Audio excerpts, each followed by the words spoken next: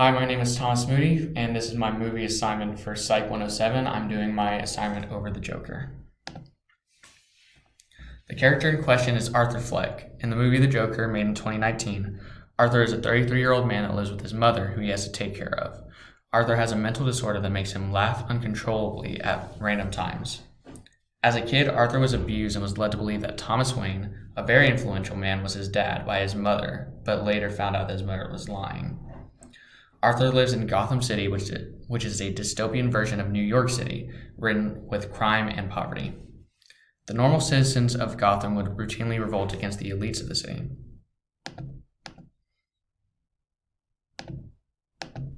As for the diagnosis, Arthur Fleck's conditions are bipolar disorder and pseudobulbar affect, otherwise known as PBA. Bipolar disorder is a mental illness that exemplifies extreme emotional swings in a short amount of time. Pseudobulbar affect is a mental illness that is the affected to involuntarily and uncontrollably laugh and cry at random times.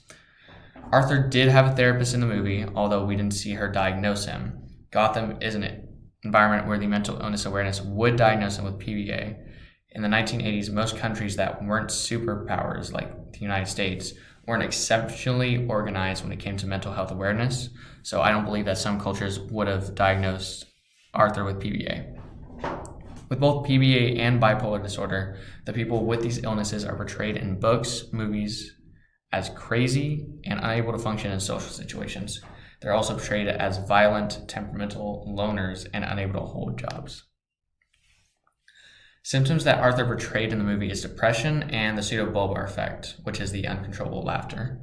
In terms of depression, Arthur writes in his journal that he brings to his therapy sessions that he hopes his death makes more sense than his life. Sense is purposely misspelled. Arthur is essentially alone in his endeavors, so he folds under pressure. No one hears him when he says the worst part about having mental illness is people expect you to behave as if you don't. His interactions with boys that try to steal his sign and when he was ridiculed by the talk show host only solidified this point.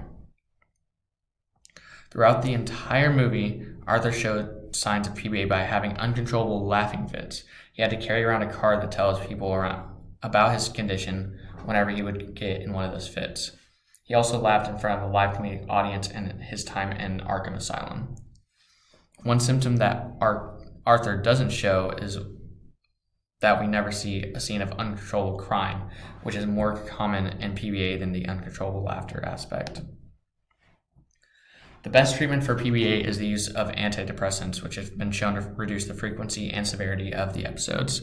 Not only that, but also dextromethorphan, hydrobromide, and quinidine sulfate, otherwise known as Nuedexta, which is specifically designed to help PBA episodes. Nuedexta has multiple side effects which include, but aren't limited to, stomach pain, muscle spasms, and coughing. Antidepressants also have similar side effects, but can also include dry mouth, insomnia, and blurred vision. Arthur did have access to these treatments. Fortunately, the only barrier that would prevent the treatment would be Arthur not wanting to take them himself. In a broader perspective, the representation of PBA in this movie is somewhat accurate. The uncontrollable laughing fits are portrayed extremely well, but the fact that there were no uncontrollable crying fits was unsettling if you know about the illness. The portrayal of PBA in film influences our perception of these illnesses in both positive and negative ways. In this movie in particular, it grew my understanding of mental illness in a positive light. People with mental illnesses are still people and should be treated as such. In other movies, especially older ones made in the 1900s, mental illness and the people with them are over-exaggerated and can be shown as more dangerous than they actually are, which can promote more violence and fear against people with mental illnesses. Thank you for your time.